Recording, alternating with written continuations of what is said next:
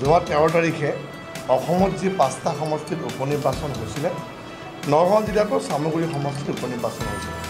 উপনিৰ্বাচন খুব সুন্দৰভাৱে সুকলমে সমাপন হ'ল।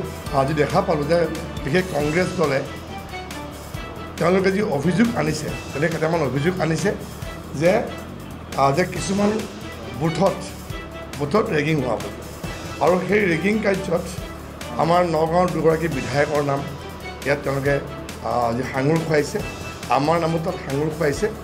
আৰু আমি আচৰিত হৈছোঁ যে যিগৰাকী প্ৰাৰ্থী আছিলে তেখেতেও অভিযোগ কৰিছে যে ভোট কেন্দ্ৰত গৈ আমি আজি কংগ্ৰেছ কৰ্মীক আমি তেওঁলোকক ভাবুকি প্ৰদান কৰিছোঁ, ৰেগিং কৰিছোঁ। গতিকে এনেধৰণৰ যি অভিযোগ আমি সঁচাকৈ আচৰিত হৈছোঁ এইকাৰণে যে এই যিবিলাক প্ৰক্ৰিয়া এই প্ৰক্ৰিয়াবিলাক চামগুৰি সমষ্টিত যিধৰণে আগতে হৈ থাকে আৰু এইবাৰ যেতিয়া নিৰ্বাচন হ'ল এইবাৰ নিৰ্বাচনত সেই ধৰণৰ প্ৰক্ৰিয়া নোহোৱাৰ কাৰণে চামগুৰি সমষ্টিত ডিপ্লুৰঞ্জন শৰ্মাই জিকিব ই নিশ্চিত হৈছে। এক বৃহৎ ভোটত জিকাটো নিশ্চিত হৈছে আৰু ইতিমধ্যে কংগ্ৰেছেও গম পাইছে তেখেতসকল এই নিৰ্বাচনত জয়ী হ'ব নোৱাৰে আৰু তাৰ কাৰণে তেওঁলোকে এই হাৰাৰ যিটো আগজাননী পায় সেই কিছুমান মিছা অভিযোগ ইতিমধ্যে দিয়াৰ ব্যৱস্থা কৰিছে আৰু তাত আমাৰ নাম সাঙুৰ খুৱাইছে, আন এগৰাকী বিধায়কৰ নাম সাঙুৰ খুৱাইছে, বিজেপি কৰ্মীয়ে ৰেগিং কৰিছে। কাৰণ তেওঁলোকে ইতিমধ্যে যে হাৰিব ই নিশ্চিত হৈছে। আমি যোৱা প্ৰায় নিৰ্বাচনৰ আগত প্ৰায় 15টামান দিন দলৰ ফালৰ পৰা আমাৰ দায়িত্ব দিছিলে যে আমবাগান জিলা পৰিষদটো অকণমান আমি চাবৰ কাৰণে বা তাত দলীয় আমাৰ যিখিনি কাৰ্যক্ৰম আছিলে দলীয় আমাৰ কৰ্মীসকলৰ লগত থাকিবলৈ আমাৰ ভোটৰ ক্ষেত্ৰত এই প্ৰচাৰ কৰিবৰ কাৰণে আৰু সেইকাৰণে নিৰ্বাচনৰ আগৰ প্ৰায় 15টা দিন আমি তাত ব্যস্ত আছিলোঁ। আমবাগান, লাইলুৰি, টুবিকুজাৰণি, লাওখোৱা, ভোৰবন্ধা এইধৰণে 5টা পঞ্চায়তত আৰু তাত যেতিয়া আমি ঘূৰি ফুৰিছিলোঁ তেতিয়া আমি গম পাইছিলোঁ যে তাৰ ভোটাৰসকলে আমাক কৈছিলে যে আমাৰ এই সমষ্টিত ৰকিবুল হুছেইন ডাঙৰীয়া অহাৰ পৰা নিৰ্বাচনটো অলপ বেলেগ ধৰণে হয়। কি ধৰণে হয় যেতিয়া আমি সুধিছিলোঁ যে ইয়াত ভয় আৰু ভাবুকিৰে ইয়াত ভোটদান প্ৰক্ৰিয়া হয় আৰু যদি ভোটদান যদি আমি নকৰোঁ ক'ৰবাত যদি আমাৰ ভোটটো যদি কংগ্ৰেছত নপৰে আমাৰ ওপৰত অত্যাচাৰ হৈছিলে। কিন্তু এই যিবিলাক তেনেকুৱা কাৰ্যক্ৰম আছিলে সেইবোৰ যিহেতু নোৱাৰাৰ পিছত এইবাৰ যিটো হাৰাৰ কাৰণে এইটো উপক্ৰম হৈছে তেওঁলোকে এইধৰণে মিছা অভিযোগ কৰিছে আৰু মই সকীয়াই দিছোঁ যে কংগ্ৰেছ দলকে হওক বা যিখিনি অভিযোগ আনিছে যে কিবা যদি প্ৰমাণ আছে তেওঁ দাখিল কৰক যে ক'ৰবাত আমি ভোট কেন্দ্ৰত সোমাইছোঁ, ক'ৰবাত আমি কাৰোবাক প্ৰচাৰ কৰিছোঁ, কাৰোবাক আমি ভয় ভাবুকি দিছোঁ, আজি আমাক তেওঁলোকে যদি প্ৰমাণ আছে আমাক দাখিল কৰক।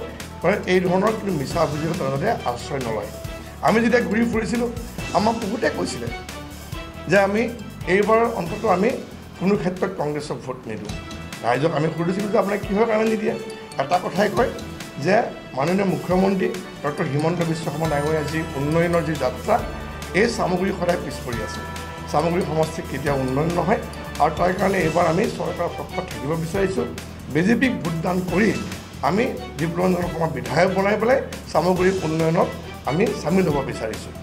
দ্বিতীয়তে তেওঁলোকে আৰু এটা কথা কৈছিলে যে ৰকিবুল হুছেইন ডাঙৰীয়াই আমি তেওঁক বিধায়ক বনালোঁ, তেওঁৰ পিতৃক বিধায়ক বনাইছিলোঁ, মন্ত্ৰী বনাইছিলোঁ, তেওঁ বিধায়ক বনালোঁ, মন্ত্ৰী বনালোঁ আৰু কোনো ধৰণৰ সমষ্টিৰ লগত কোনো আলোচনা নকৰাকৈ তেওঁ ধুবুৰী সাংসদ হ'ল আৰু তেওঁ এজন সৰু ল'ৰা যিগৰাকী ব্যক্তিক তেওঁ নিজৰ সন্তানক ইয়াত প্ৰাৰ্থী দিলে, যিগৰাকী ব্যক্তিক আমি ছাৰ বুলি মাতিব কেতিয়াও নোৱাৰোঁ, যে আমি একেবাৰে সৰু ল'ৰা, তেওঁ ৰাজনৈতিকভাৱে তেওঁ ইমান পৰিপক্ক নহয়। গতিকে এই ক্ষেত্ৰত আমিও আঘাত পাইছোঁ আৰু সেইকাৰণে ডিপ্লুৰঞ্জন শৰ্মাৰ দৰে এগৰাকী যোগ্য প্ৰাৰ্থীক আমি যদি জয়ী কৰাওঁ তেতিয়াহ'লে আমাৰ কামো হ'ব আৰু আমি যিখিনি আমাৰ উন্নয়নত পিছ পৰি আছে আমি এইখিনি আগুৱাই নিব পাৰিম। গতিকে মই আপোনালোকক এইখিনি কথাই ক'লোঁ যে এই যিটো মিছা অভিযোগ দিয়াৰ কাৰণে আমি গৰিহণা দিছোঁ।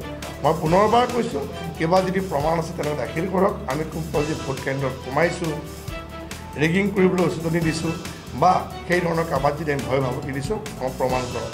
আমি নগাঁৱত 3বাৰ নিৰ্বাচন খেলিছোঁ। নগাঁৱত এই ধৰণৰ পৰিৱেশ কেতিয়াও নহয় যিটো তেখেতে কৈ আছে। এই পৰিৱেশ চামগুৰি আমি দেখা পাইছিলোঁ। ৰাইজে শান্তিৰে ভোট দিয়ে। ইয়াত সকলো এটা গণতান্ত্ৰিক অধিকাৰ, নিজৰ মতৰ ওপৰত আমি সকলোৱে সন্মান জনাওঁ। গতিকে এই ধৰণৰ যিবিলাক ভয় ভাবুকি ৰেগিং এই কথাবিলাক সদায় আমি যোৱা সময়ছোৱাত এতিয়া সামগ্ৰী ঘূৰি ফুৰোঁতে আমাৰ কাৰ্যকৰ্তাবিলাকে হওক বা আমিয়ে হওক ৰাইজৰ পৰা আমি সদায় শুনিবলৈ পাইছিলোঁ, সততে শুনিবলৈ পাইছিলোঁ। তাৰ যে আমি এটা কথা আমি পুনৰবাৰ কৈছোঁ যে এই আজি নিৰ্বাচন হৈ যোৱাৰ পিছত যেতিয়া গম পালে যে এতিয়া আৰু আমি সেই তাত আমাৰ ৰাজত্ব নাই, আমি জিকিব নোৱাৰোঁ, ডিব্ৰুৰঞ্জন শৰ্মা বিহুৰ ভিতৰত জিকিব আৰু তেওঁলোকে লগে লগে এই ধৰণৰ কিছুমান এই যে ৰেগিং হৈছে, ৰেগিং কৰিছে, এই ধৰণৰ কিছুমান মিছা অপপ্ৰচাৰ কৰিছে আৰু আমাৰ লগতে আন আন কাৰোবাক নাম সাঙুৰি পাইছে। গতিকে মই প্ৰত্যাহ্বান জনাইছোঁ আৰু এই ধৰণৰ মন্তব্য নিদিবৰ কাৰণে মই তেওঁলোকক সুকীয়াই দিছোঁ।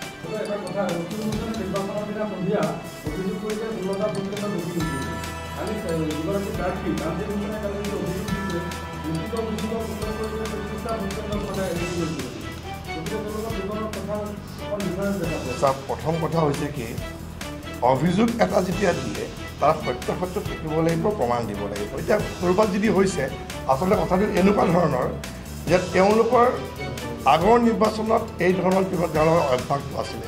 কাৰণ আপোনাক মই পুনৰবাৰ কৈছোঁ যে তাৰ জনসাধাৰণে ভোটাৰসকলে এটা কথাই কয় যে আমি ইয়াত কেতিয়াবা ভোট দিবলৈ নাপাওঁ, ভোটটো বেলেগে মাৰি থৈ গুচি যায় আগৰ নিৰ্বাচনৰ ক্ষেত্ৰত। আৰু সেইবোৰ যাতে এইবাৰ নহয় তাৰ কাৰণে প্ৰশাসনে ব্যৱস্থা কৰিছে। আমি সকলোৱে এই ক্ষেত্ৰত এইবাৰ নিৰ্বাচনৰ ক্ষেত্ৰত সকলোৱে সজাগ হৈ আছিলোঁ যাতে যি ধৰণে নিৰ্বাচন জিকে আগৰ সামগ্ৰী সমষ্টিত সেই ধৰণৰ যাতে এইবাৰ ভয় ভাবুকি, ৰেগিং এই ধৰণৰ নহওক। আৰু সেইটো তেনেকৈ কৰিব নোৱাৰাৰ কাৰণে এতিয়া ওলোটাকৈ তেওঁলোকে আমাৰ ওপৰত দোষ জাপি দিব বিচাৰিছে। তেওঁলোকে এবাৰ 16টা, এবাৰ 33টা এই ধৰণৰ তেনেকৈ অভিযোগ আনিছে আৰু অভিযোগ তেওঁলোকে দিব পাৰে, তাৰ কথা কিন্তু প্ৰমাণ কি আছে দিয়ক। কিন্তু তেওঁলোকে তাৰ লগতে কিছুমান কথা তেওঁলোকে এনেকুৱা কৈছে য'ত আমাৰ নাম সাঙুৰ খাইছে। নগাঁওবাসী ৰাইজে জানে যে আমি কি ধৰণে কাম কৰিছোঁ, কিমান সততাৰে ৰাজনীতি কৰিছোঁ। ভাৰতীয় জনতা পাৰ্টী এনেকুৱা এটা দল, নীতি আদৰ্শত থকা দল, ইয়াত কোনো ধৰণৰ এই ধৰণৰ যিবিলাক কথা বতৰাবিলাকৰ স্থান নাপায়। গতিকে সকলোৱে গম পায় যে আমি কেৱল কাম কৰি পেলাই, আমি উন্নয়ন কৰি ৰাইজৰ মাজত থাকি পেলাই আমি ৰাজনীতি কৰা মানুহ। ৰাইজক ভয় ভাবুকি দিয়াৰ কোনো প্ৰয়োজনেই নাইকিয়া। মাননীয় মুখ্যমন্ত্ৰী হিমন্ত বিশ্ব শৰ্মা ডাঙৰীয়াই যোৱা 4টা বছৰত যিখিনি কাম কৰিছে ৰাইজৰ চকুৰ আগত আছে। আৰু সেইকাৰণে ৰাইজে প্ৰতিটো মানুহে এটা কথাই কয় যে আমি উন্নয়ন লাগে আৰু আমাক শান্তি লাগে, আমাক সুৰক্ষা লাগে। আৰু সেইটো বৰ্তমান দেখা পাইছে যে অসমৰ মাননীয় মুখ্যমন্ত্ৰী ডক্টৰ হিমন্ত বিশ্ব শৰ্মাই দি আহিছে আৰু ভৱিষ্যতে দি যাব।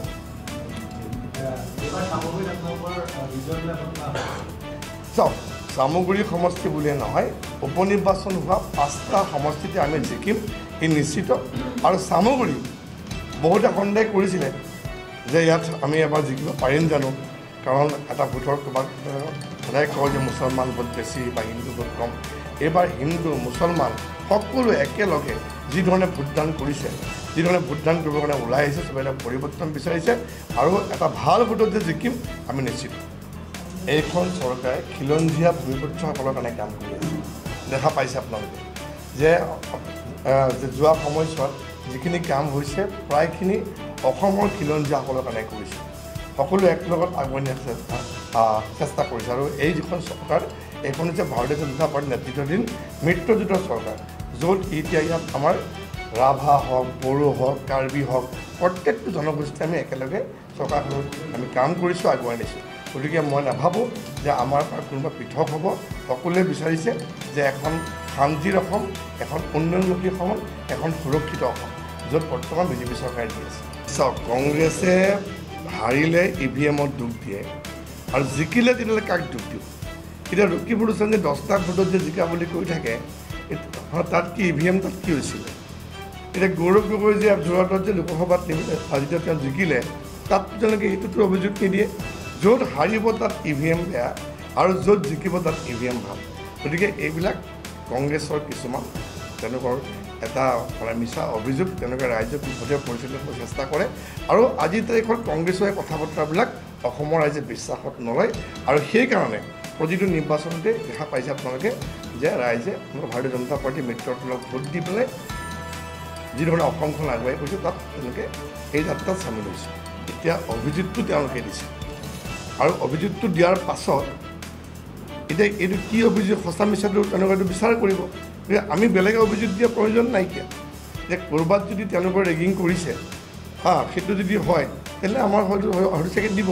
কিন্তু তেওঁলোকে যিখন এখন তালিকা দীঘলীয়া তালিকা দিছে যোৰ নাম দিছে তো মই যেতিয়া চালোঁ আজি পেপাৰতহে পালোঁ মই এখন বাতৰি কাকতত 2টা ভোট কেন্দ্ৰৰ নাম দিছোঁ য'ত নেকি মই যোৱাই নাই মই কোনো ভোট কেন্দ্ৰত সোমোৱাই নাই এতিয়া আমি যিহেতু জিলা পৰিষদৰ দায়িত্বত আছিলে নিৰ্বাচনৰ দিনাখন আমাৰ কৰ্মীসকলে কাম কৰিছে মানে মই খবৰ ৰাখিছোঁ তাতে তেনেকুৱা যাতে সুন্দৰকৈ যাতে টেবুলত আমাৰ যিবিলাক আমাৰ পুলিং এজেণ্ট থাকে টেবুলত থাকে সুন্দৰকৈ চবেই কাম কৰিছে আৰু সেই পৰিৱেশটো আমি দেখা পাইছোঁ যে গোটেই সমষ্টিত চলিছে এটা উৎসৱমুখৰ পৰিৱেশ য'ত ভাৰতীয় জনতা পাৰ্টীৰ পক্ষৰ ৰাইজ ওলাই আহিছে সেইকাৰণে আমি নিশ্চিত হৈ আছোঁ যে ভাল ভোটত আমি জিকিম আৰু সেইটো গম পাইছে তেওঁলোকে হাৰিব আৰু হাৰিব বুলি গম পাই এই ধৰণৰ আবোল তাবোল পকা আৰম্ভ কৰিছে প্ৰাৰ্থীগৰাকীয়ে হওক বা তেওঁৰ পিতৃয়ে হওক